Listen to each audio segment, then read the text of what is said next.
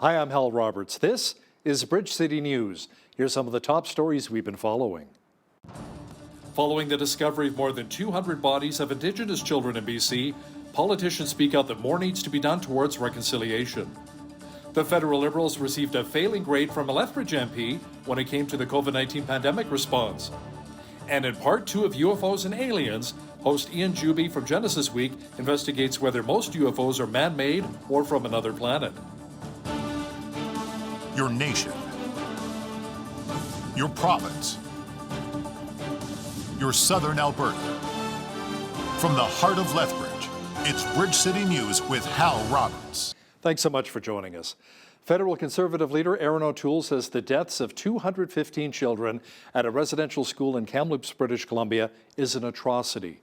O'Toole says that's why he's asking the Liberal government to swiftly implement previous recommendations from the Truth and Reconciliation Commission.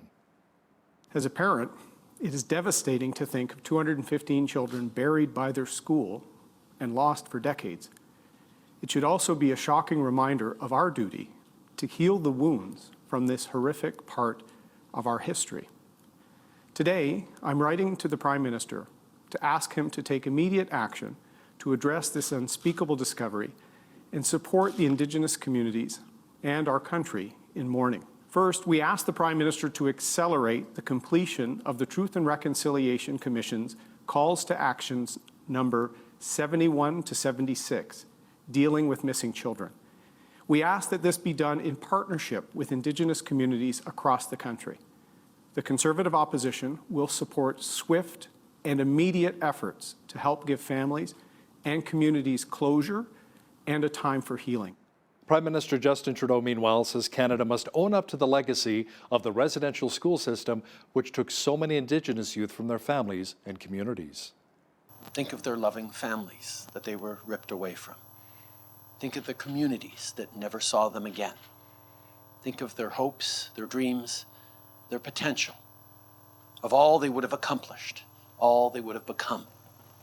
All of that was taken away. These were children who deserved to be happy. Most of all, they deserved to be safe. As a dad, I can't imagine what it would feel like to have my kids taken away from me. And as Prime Minister, I am appalled by the shameful policy that stole Indigenous children from their communities.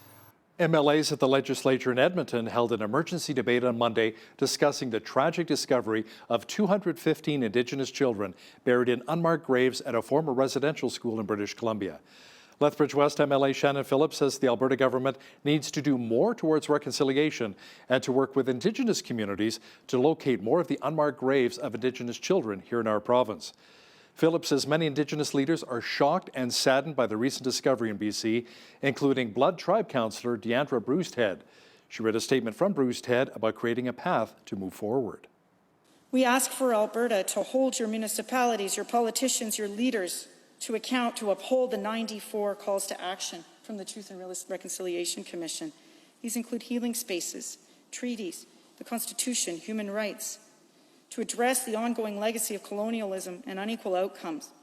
Survivors requested foremost healing for themselves, their communities, their nations, yet resources are limited to do that healing. We are asking for land and healing space so that we can heal with the land. Please, we call on you to ensure that this dark history is addressed. We call for the excavations of all those old residential schools in this province. We call for a day of mourning. 215 days would still be not enough to remember what was lost. The discovery of the Kamloops residential school burial site may only be the tip of the iceberg. Health Director for the Blackfoot Confederacy, Bonnie Healy, says that the crumbling structures of former residential schools are starting to tell stories that have been kept hidden from us for decades. There was a resort that was being that has been rebuilt from a residential school building and in construction. It at a time that I was staying there, it was shared with us that children's clothing was found in the walls, between the brick walls during construction. So there is a lot of discoveries that we are finding as buildings are collapsing. In our home community, our residential school building of St. Mary's burnt down a few years ago. And you make these discoveries with these types of transitions of old buildings. Alberta's Indigenous Relations Minister, Rick Wilson, announced that his government intends to fund research into the undocumented deaths and burials of hundreds of Indigenous children who did not make their way home. He says a funding announcement will be forthcoming over the next few days. We have to come together and we have to grieve and we have to heal and we have to find a way to come through this. Because the Indigenous people aren't going anywhere. We're not going anywhere. We have to work together, and we have to grieve, and we have to learn, and we have to heal, Mr. Speaker. Residential schools operated across Canada between 1893 and 1996. Of the 134 schools, there were 25 that operated here in Alberta. Lethbridge Police Chief Shaheen Medizadeh was the main speaker at a virtual town hall that was hosted by the Lethbridge Chamber of Commerce on Tuesday. BCN's Naveen Day was in attendance and shares some of the main concerns that were addressed. Attendees at a virtual town hall were able to hear firsthand from the chief of the Lethbridge Police Service on their current action plan and to get an update about police services in the city. Chief Shaheen Medizadeh gave comments on current investigations involving potential unwarranted database searches. A lot of these allegations have come because when we identified maybe a red flag which is under investigation, it had to do with people not putting reason to search something. So that's become a mandatory field right now. So anyone getting on the systems has to put in a reason why they're on the system, which is going to help us when we do audits to better have those answers. In recent news, Alberta Justice Minister Casey Madu has asked for more information from the chief in regards to a plan on how to improve things at the LPS. Medizadeh gives us a comment into what specifically the Justice Minister is looking for. He wants us to present him with our recruiting strategy, what we do in Lethbridge Police. We are fully engaged on that front right now, trying to give him any piece of information that he needs in addition to what we've presented, which is really just diving down into the information we've given him. He wants more information on that. One comment he has made, he wants a change management strategy as to what we do. Really, when you look at what we've put into place, what do you define as change management? It's about the changes we're bringing to our operations and how we do things, how we engage our officers and everyone to move forward. The LPS and Lethbridge Police Commission must submit an amended action plan to the Justice Department by June 25th. For Bridge City News, I'm Naveen Day. The chair of the Lethbridge Police Commission, Rob Vance Bronson, says both he and the Lethbridge Police Chief, Shaheen Medizadeh, were surprised that Justice Minister Casey Madu wanted more information in regards to the reformation plan submitted on behalf of the Lethbridge Police Service, a plan which shows a change of culture at the LPS. Vance Bronson spoke with BCN's Jeanette Rocher about it earlier today. Because I thought we had everything lined up the way he asked for it in his original letter. We consulted with his officers or his officials in his department, and we thought we were on the right track. When we got this letter, I think our first reaction was, okay, what did we miss? And then as we read through it again, we realized, okay, he's looking for additional information. There's information that he didn't actually ask for in the first letter that he asks now. So when we thought, okay, we can make that work. Vance Bronson says Minister Madu wants more information regarding the reporting, the database searches, and details about how the Police Commission investigates conflict of interest scenarios and membership orientation. Opening a new business is a risky business, but doing so during uncertainty of what public health orders will look like in the future is even riskier. Tea Bliss, the House of Boba, had a soft opening on Tuesday afternoon. The staff say that despite the uncertainty, there's still opportunity here in Lethbridge. We saw the opportunity with a bunch of businesses opening up just in the general area, in Lethbridge, in Calgary. Just our close circle alone, we love going to Calgary to get a bunch of milk teas. So we saw that, you know what, with the hype of it and the popularity of it, it would be really good despite the COVID happening. And right now, actually, there's a shortage of boba, so that should tell you how much people love it despite, again, the pandemic that we're in. Looks so tasty, doesn't it? Some COVID-19 restrictions were lifted in Alberta today. Restaurants were allowed to resume patio service. Retail shops can now have 15% capacity, and appointments can be booked at hair salons, barber shops, and other personal wellness services. Outdoor public gatherings will double to 10 people, but indoor social gatherings remain banned. Premier Jason Kenney is hoping that as long as COVID-19 case counts keep coming down and more Albertans are vaccinated, the province will completely reopen by July. For our poll question this week, we are asking if you are happy with the Alberta government's Open for Summer plan. Make sure you log on to our website at bridgecitynews.ca and let us know your thoughts. We'll have the results for you on Friday evening's newscast. When it comes to the federal government's handling of the COVID-19 pandemic, it's receiving a failing grade from Lethbridge MP Rachel Harder. In an exclusive interview with Bridge City News, MP Harder says the Trudeau Liberals let down Albertans and Canadians in so many ways. It's been awfully slow in terms of their rollout with vaccines, in terms of their response to caring for the well-being of Canadians. I think it's been incredibly reactionary, and altogether, I think it's been extremely costly. So overall, I think if I was to assess the government's plan, as many others have as well, I'd give it a fail. Canadians deserved better. They deserved to have a government in place that was going to act quickly and with the best knowledge possible. Catch the full interview with MP Rachel Harder and BCN's Jeanette Rocher coming up later in our newscast. Lethbridge City Council voted 7-2 to approve the Capital Improvement Program. It'll fund recommendations set forth by the Economic Standing Policy Committee. Now here's a breakdown of where some of that $80 million will go. The city will put just over $10.5 million into waste and recycling curbside organics. $5 million will go towards affordable housing. Just over $5.8 million will go towards a Henderson Ice Centre upgrade. Just over $4.8 million will go toward relocation of Fire Station number 3. And Southern Alberta Art Gallery enhancements will cost around $5.8 million. City officials say a recap of CIP process and funding initiatives can be found on the City of Lethbridge website. By a unanimous vote, Lethbridge City Council is supporting the proposed Alberta coal restriction policy. The two key principles, which would take effect November 15th, include no further coal exploration or development permitted on the eastern slopes of the Alberta Rockies. Reclamation of lands distributed by coal exploration must be restored no later than December 31st of 2025. Lethbridge Mayor Chris Spearman said our agriculture, tourism, human and animal health may all be at significant risk due to coal mining activity. Lethbridge City Council has submitted the letter of concern to Environment Minister Jason Nixon. The head of the Alberta Coal Mining Committee says it will look closely at how faith became so weak in the province's environmental oversight. Ron Wallace says he's troubled by a recent survey that found 85% of respondents were not confident that coal mining would be safely regulated in Alberta. Wallace says Alberta's business climate will suffer if people mistrust the regulatory system.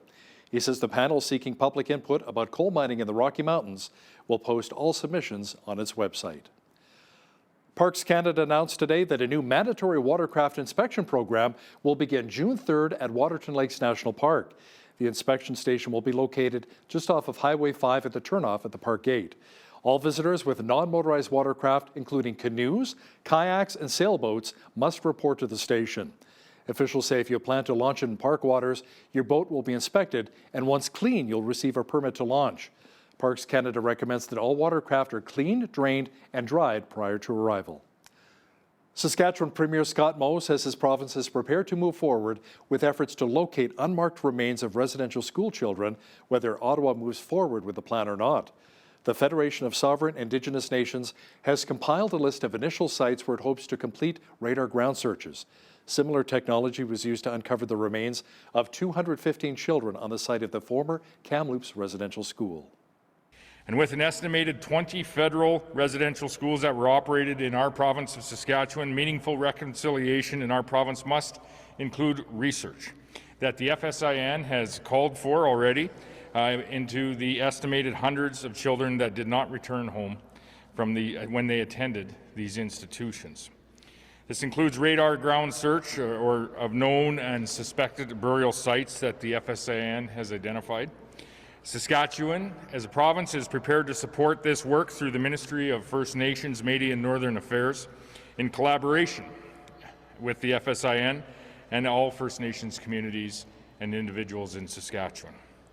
Saskatchewan's school-based COVID-19 vaccination program is now in effect. The Saskatchewan Health Authority says it has been working with various school divisions, including the Regina Public and Catholic school divisions, to make a schedule. Health officials say consent forms will be given out for students aged 12 to 18, but anyone 13 and up can give mature minor consent of getting a shot. And if that's the case, parents will be contacted to let them know the student has requested immunization.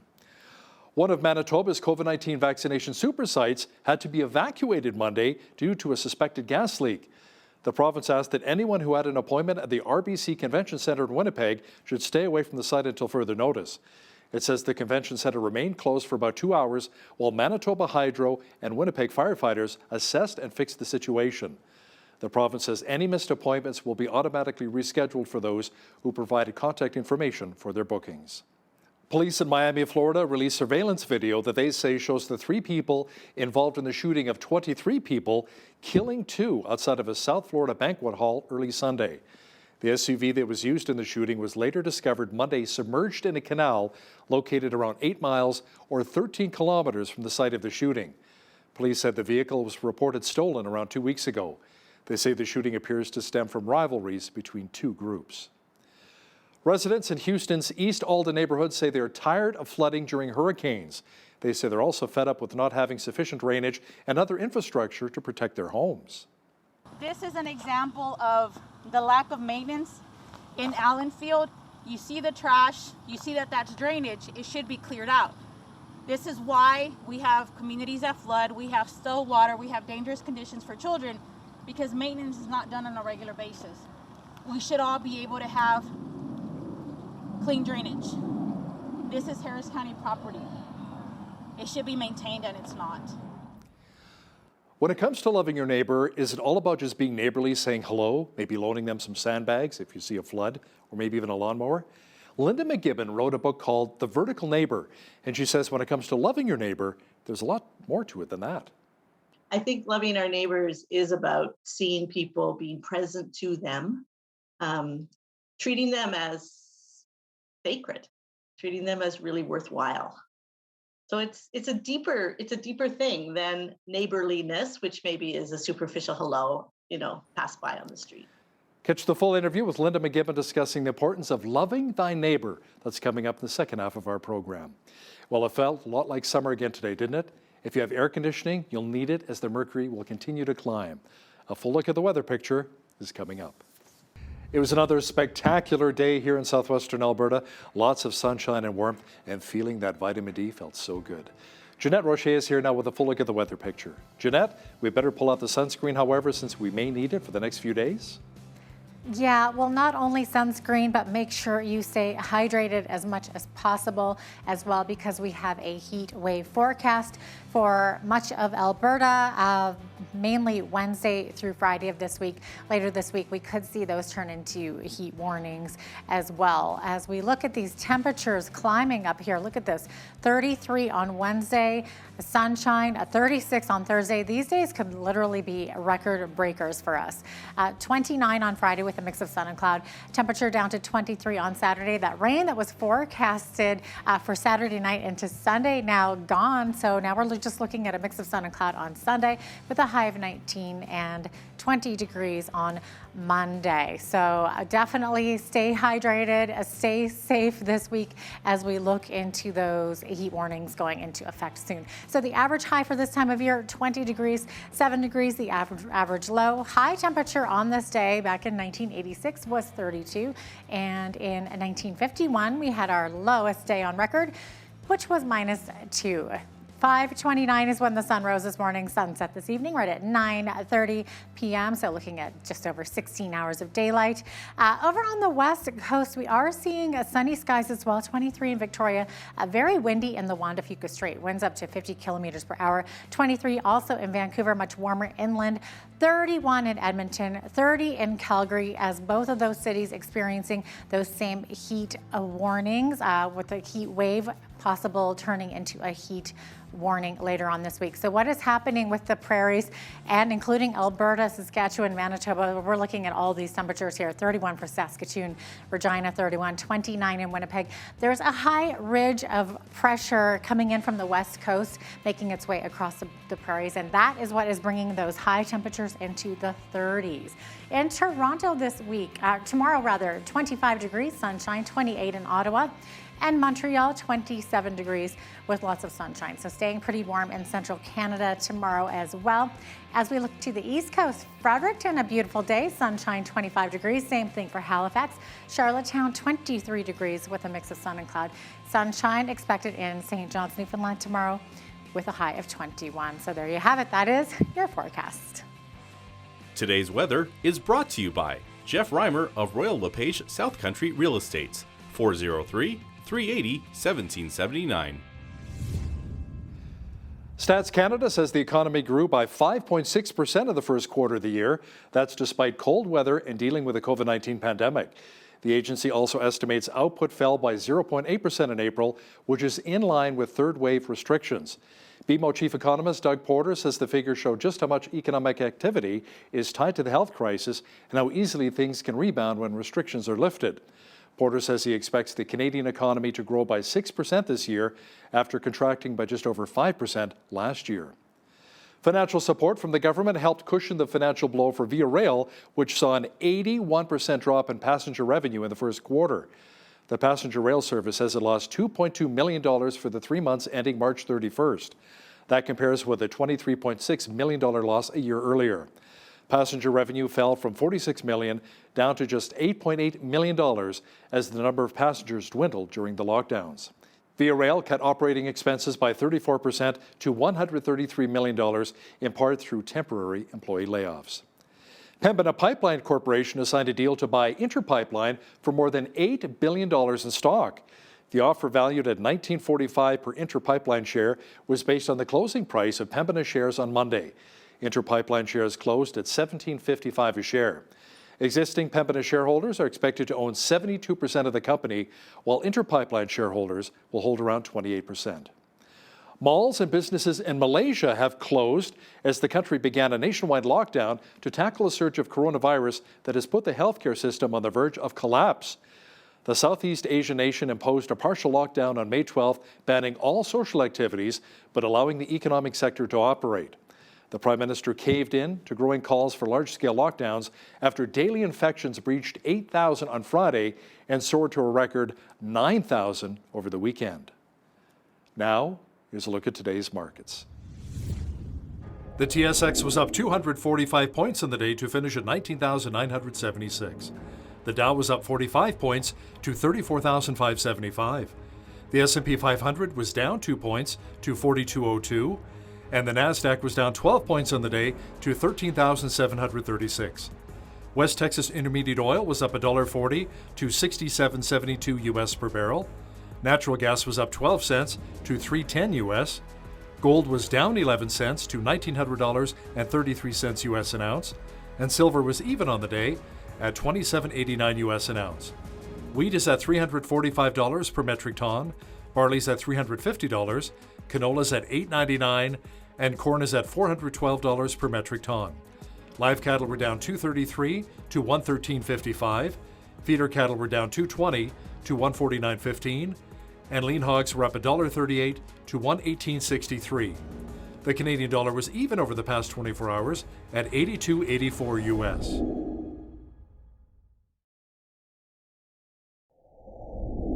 Recapping one of our top stories this hour, Alberta's Indigenous Relations Minister Rick Wilson announced that his government intends to fund research into the undocumented deaths and burials of hundreds of Indigenous children who did not make their way home from residential schools.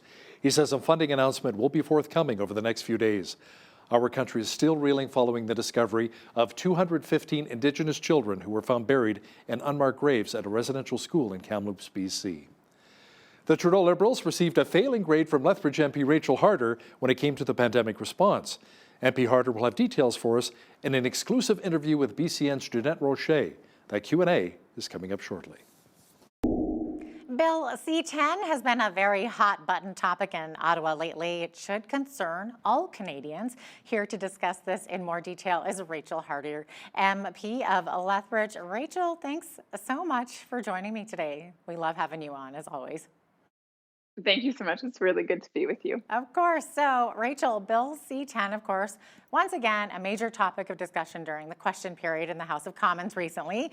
So, where the Liberals admitted that this will actually censor what we see online. So, what are your concerns with this bill?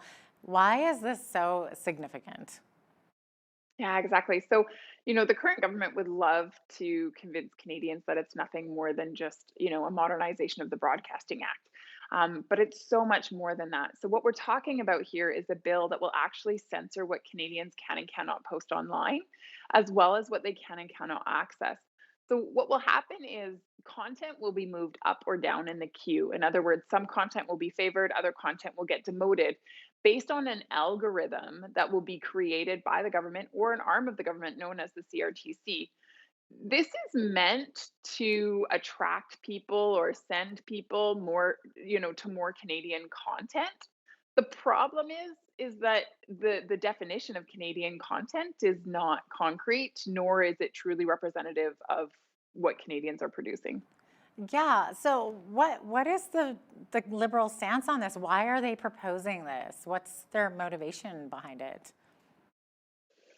Yeah, I wouldn't fully be able to ascribe what their motivation is, but what we know is that they've had an opportunity to make sure that there are mechanisms within this piece of legislation that would prevent the freedom of Canadians from being attacked. And the Liberals have refused at every turn to do any such thing. So they really are not wanting to protect people's freedom. They're really not wanting to make sure that we have the ability to post content at will.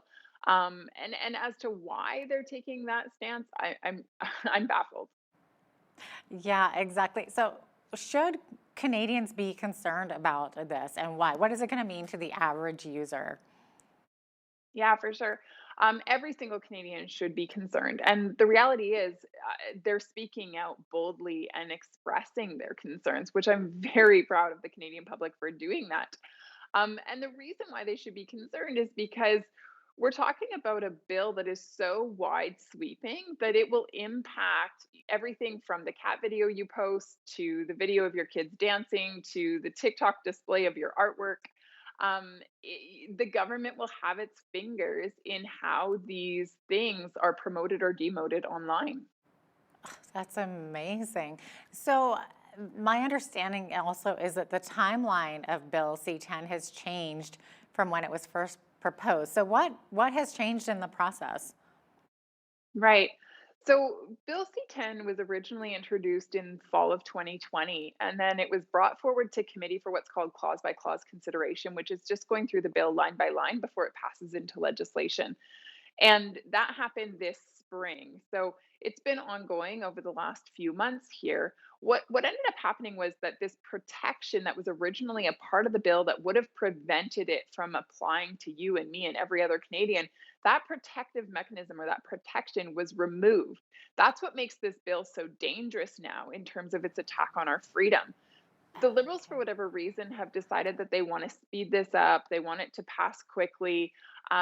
Really, it's to push their agenda, to push their messaging, to push their censorship of what Canadians can and cannot say online. It's wrong. It's dictatorial, and it likens us to places like China, North Korea, Turkey, Russia, and quite frankly, we don't want to be like them. In fact, I'll go so far as to say this: we would be the first democratic country to go to this extent in terms of censoring people's online content. That is wrong. That's incredible. Now, so it sounds like this would violate the Canadian Charter of Rights and Freedoms if it passes in this current form. There are many, many legal experts who have that opinion, and I would certainly align with that as well, for sure. Okay, so what's next for this bill? Where does it go from here?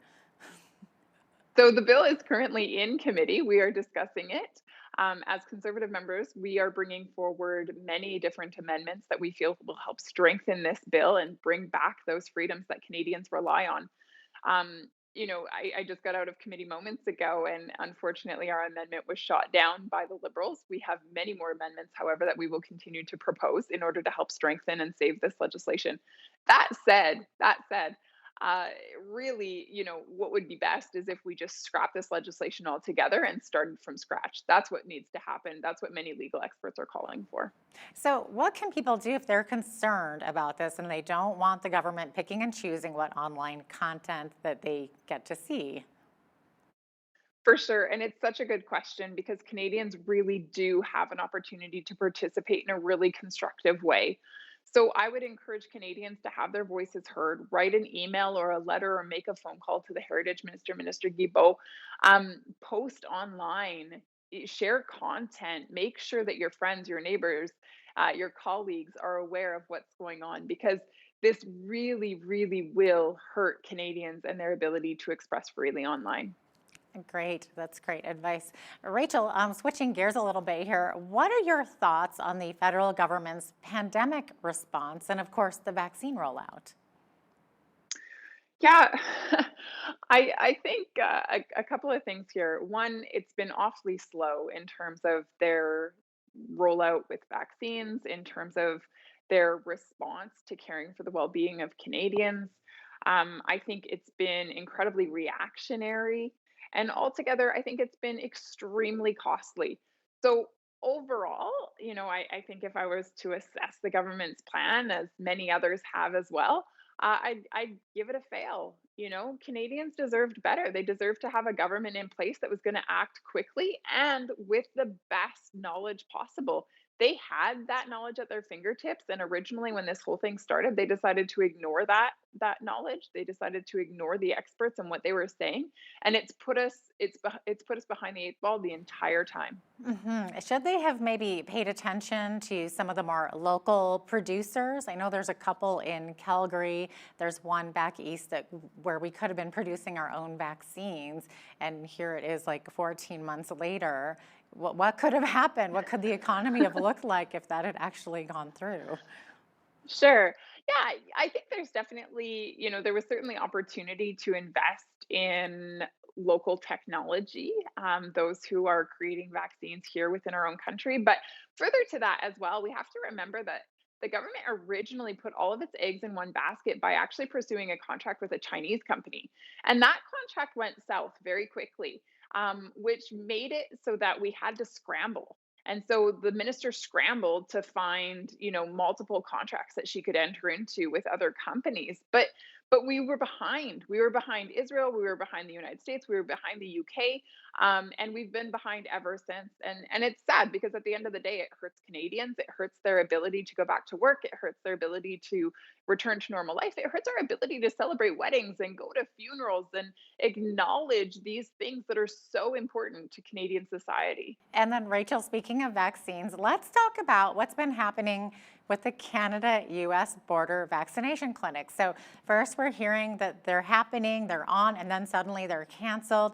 And now we're hearing from the Blackfoot Confederation that the government has said that they can go ahead and do them again. So what's the latest? Is the government backpedaling or what's going on? Well, here's what we know. We know that there is an abundance of vaccines available south of the border. We know that there's limited vaccine availability here in Canada. And so, the Blackfoot Confederacy, knowing this, decided to open up, the availability of vaccines. Canadians were originally able to go across the border, access those vaccines, and then come home within, let's say, an hour. Then the government stepped in and shut that down and said, nope, you can't do that. You have to quarantine for 14 days if you're going to go across the border to receive a vaccination. And then now they're saying, wait a minute, actually, nope, game back on. You can go across the border. So here's the thing. If you can make that decision that quickly and go back and forth like that, the decision is not based on health. It's not based on science. It's just simply an arbitrary political decision, and it's wrong. It's hurting Canadians. So it's all about politics, is what you're saying. That's what I would contend. Definitely. Now, what about quarantine hotels? What's your take on that? I've heard now they're attempting them at the land borders. What I can say is, what I'm hearing from people who have either, been in them or had loved ones, or other individuals who have been in them. It's an absolute disaster. It's an absolute disaster. I mean, from the beginning, there was no evidence to suggest that we needed them. I did an ATIP, which is an access to information, to see if I could be provided with the science used in order to make the decision to put these quarantine hotels in place. When I got the response, there was absolutely no scientific justification as to why the hotels were implemented, or why people were required to quarantine in a hotel rather than being able to return home where they could safely quarantine in the comfort of their own environment. So why did we go down this road? Why did we go in this direction? I'm really unsure as to why the minister did this. Yeah, absolutely. Okay, let's chat about the economy for a minute and how small business owners are still hurting. I would imagine, Rachel, that you've spoken to many business owners in your constituency about it, like in Lethbridge, about this. What are you hearing from them? Yeah, for sure. And I really appreciate the question because I think this is something that is of great concern. Look, we have so many local businesses that invest their heart and soul into our community. And so many of those individuals are being left behind. The government acted, quite quickly in terms of rolling out money. But in terms of the strategy behind that, there really wasn't one. And so what ended up happening was winners and losers were picked. Some businesses could access, the economic benefits being offered. Other businesses were rejected or denied. And so some businesses have been able to keep their doors open, and others have had to close their doors. And there's really no good reason for that. Every business, every single local business should have been given a fighting chance in the midst of this pandemic. Absolutely, absolutely. And I know like some of the stories are very, very heartbreaking. Yeah, for sure, for sure. I mean, I was recently talking to a local business owner who had to close their doors after being in business for 10 years. And there was nothing wrong with their business model. They were doing everything right. But because of the lockdowns and because of their inability to access federal funding, they just simply weren't able to make a go of it anymore. They were going into the red like nobody's business. Yeah. And so they had to close their doors. But in closing their doors, it's not just that our community lost a business, but it's that people lost their livelihoods as well. And it's just so sad. It is. It's crushing. Absolutely. Now, another crisis, of course, in Lethbridge is the drug crisis, which has been going on forever. Now, there's a group called Moms Stop the Harm, and they want the city to write a letter to the Prime Minister requesting that many drugs be decriminalized. What's your reaction to this? Yeah. Here's my concern is that the decriminalization of these hard drugs, it doesn't get to the heart of the matter. The heart of the issue is that people are dying. People are dying because of drug overdoses. People are dying because they're able to access these drugs that are extremely harmful. And so we're losing people. And not only that, but in addition to that, those who are lucky enough to stay alive, we're not able to enjoy their talents, their abilities, their potential. We're failing to invest in them. And that's so sad to me. So instead, I think where we need to put the focus, where we need to invest our resources is actually in detox and recovery. We need to give these people hope. And we know that so much addiction has to do with mental health. Yeah. And so let's invest in our mental health system and the way that we're working with these folks in order to help them recover, in order to help them regain their footing, and in order to step into the fullness of their potential and become the people that they've always meant to be. Mm-hmm. Now, Rachel, you recently had a call out to youth to apply for the Youth Advisory Board. Maybe talk a bit about this. What is it all about? Yeah, for sure. Thank you. I love young people. I love their voices. I love their passion. I love their ideas. I enjoy so much sitting at the table and listening to their viewpoints. And really enjoy the questions that they ask and the way that they engage with issues. And so every year, I take 8 young people between the ages of 16 and 24. I spend 2 hours a month with them each and every month. We sit around a board table and we talk about the issues that matter most to them. Each meeting is chaired by a young person who is a part of my board, and the topics for conversation are also determined by them. So it really is driven by the young people that are at the table with me. And again, I just absolutely love it. What a great idea to engage the youth, honestly. Are these youth from all across Canada or just in your constituency? So I give an opportunity for any youth between the age of 16 and 24, regardless of their political alignment, to apply. And then I actually go blind to the process. A panel is put in place and they make the choice. And 8 young people are selected to then spend the year with me. And it is limited to those who are within the Lethbridge constituency. Got it. Okay. Well, that is such a positive spin on politics for sure. I love it. Thanks so much for your time today, Rachel. We really appreciate it.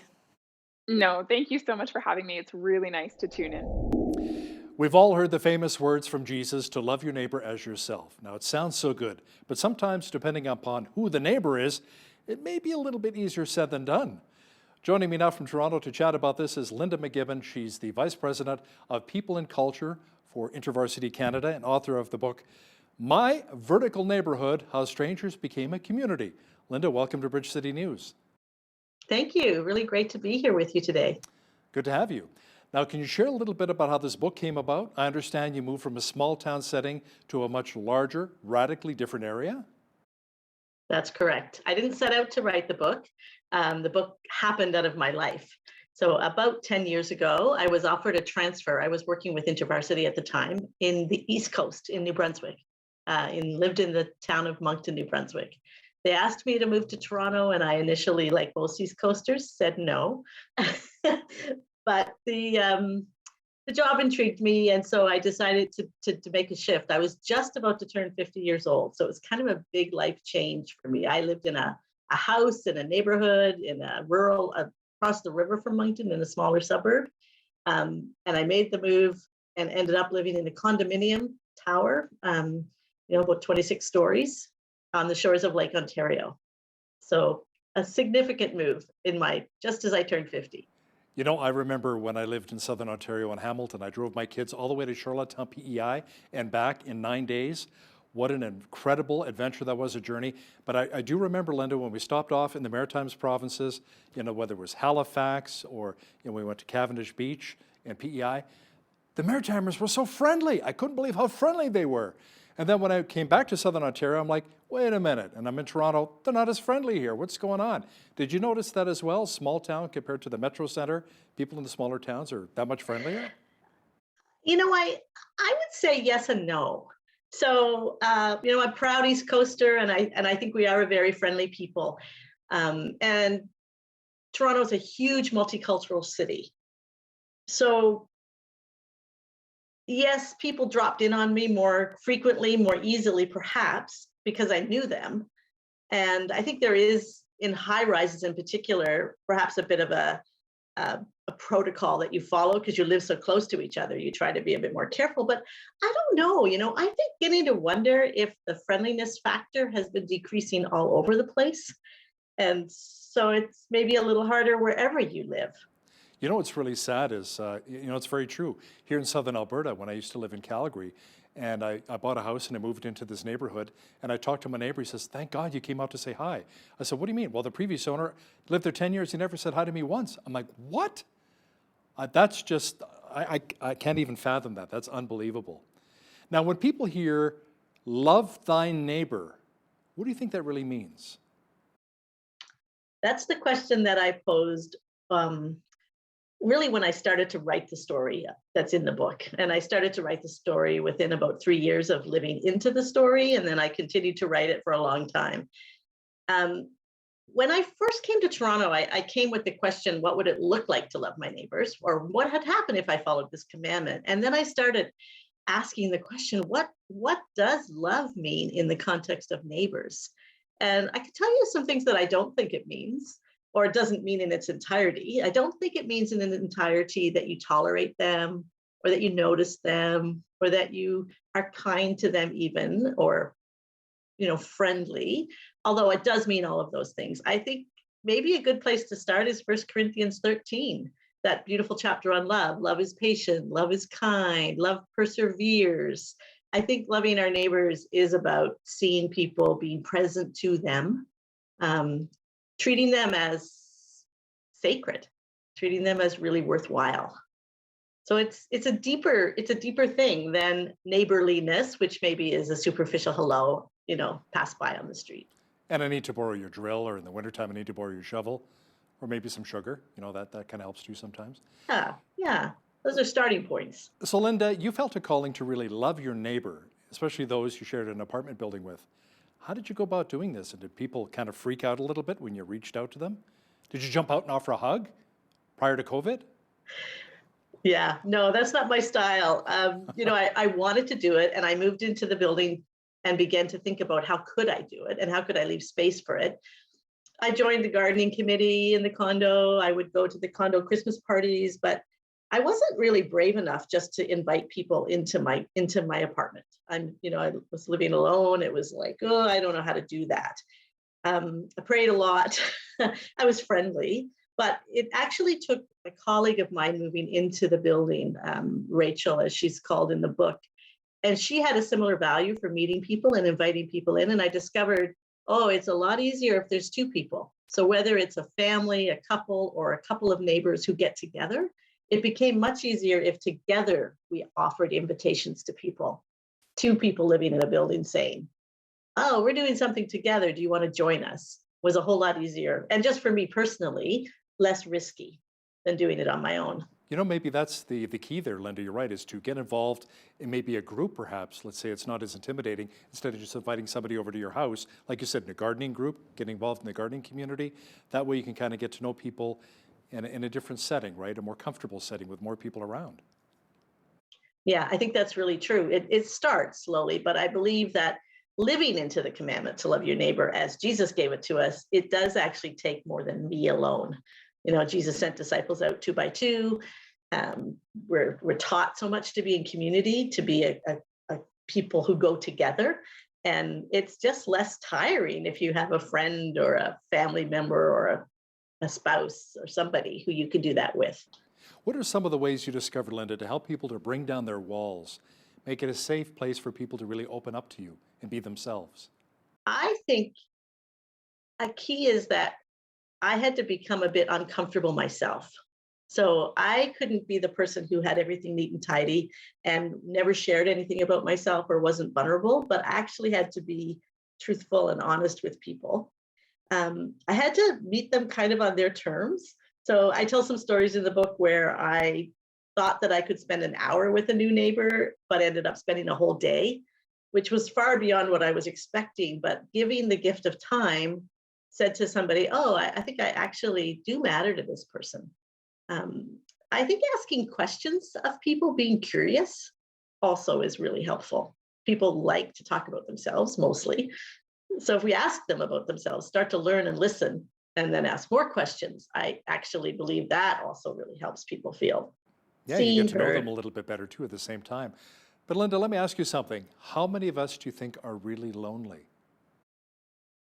Well, it's probably a pandemic just like the COVID pandemic right now. And, different parts of the world. In England, they created a minister of loneliness for the government. So I do believe that people are lonely. I don't think it's the only thing that people are looking for is companionship or friendliness, but I do believe that people feel increasingly isolated and increasingly lonely. I think it's a human condition. I tell stories in the book about my own sense of loneliness, even though I have friends, I have family, I have good connections with people, but we will all feel it in some way at some time in our life. It doesn't say in the Bible that no man is an island. I mean, no person should be an island. We need that human interaction. It makes it even more challenging during the pandemic with all of the restrictions and the lockdowns. What do you think it is, Linda, that our neighbors really need and what they're longing for, outside of sugar or maybe a snowblower? Yeah. Another excellent question. And as I think about it, I think, wow, it's hard to stereotype. Some people do actually, and in my experience, some people wanted a really good friend that they could spend time with and do things with and have conversations with. Some people just wanted somebody who would check in on them every now and then, or be aware, or help them move something. Some people want to have deep conversations, and some people do not.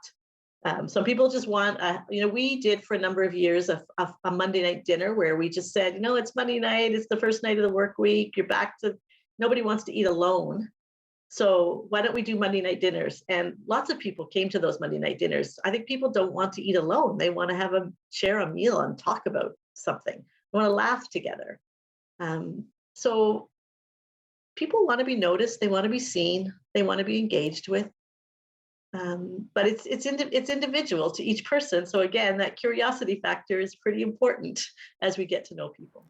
So as you get to know your neighbor a little bit more and they want to have a deeper conversation with you, then all of a sudden you find out they have complete opposite interests to you. They're completely think different politically. They lean a completely different way. They may not be a Christian at all. In fact, they may even be an atheist. So how do you handle that situation? And they may even become a little aggressive in their conversation with you. Absolutely. I think curiosity helps again, non-defensiveness, and just being prepared to be uncomfortable. Like I think in lots of situations I became uncomfortable, but then I want to ask the question, okay, why am I uncomfortable? Who is this person in front of me? Are they worth engaging with? Are they a real human person? Why do they think the way they do? What's going on with them? Asking those questions. Tell me what you believe. Why do you believe that? Can I tell you what I believe?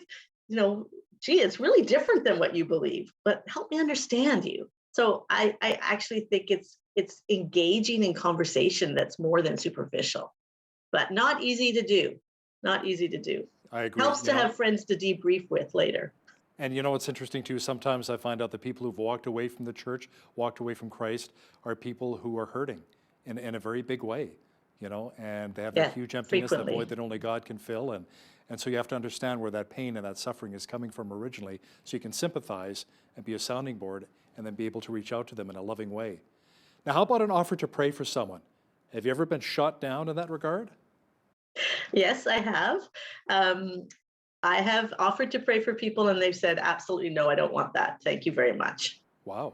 Or you can pray for me by yourself, but don't pray for me like in front of me. That's really freaky. So generally, I don't know that anybody has ever said, don't pray for me on your own. Most people, even if they don't believe in God, well, if you believe in God, why not? Maybe, I don't know. So I think that I have had people say to me, oh, don't pray for me right now. And sometimes there's a story in the book where I actually go ahead and pray for somebody on a phone message. My friend Brian initially reacted with kind of horror that I had done that. But then he listened to the prayer and told me that it was helpful. So it's a risk to offer it, but I think it's a risk worth taking. Yeah. Linda, once the provinces start opening up a little bit more and we have more freedom, for worshiping, getting together in larger groups in churches, and you want to reach out to somebody, invite them to a church, how do you go about doing that? Because sometimes that can be an uncomfortable conversation for you and for the other person. Yes, I think it comes up in conversations because you're talking about something else. Or sometimes you just tell a story to somebody like, oh, I'm going back to church once church opens. I'm looking forward to it. I've had people say to me, oh, you go to church? Can I come with you sometime? And of course you can come with me. People are curious. So I think sometimes just telling people you do it yourself. I go to church, if you ever want to come with me, you're welcome to come. And maybe after things open up and people have been so isolated and have missed gathering together, people will have a little bit more interest in it, actually, as a place to go and be with people. We need to be fed spiritually, and we need that human interaction, as you and I talked about.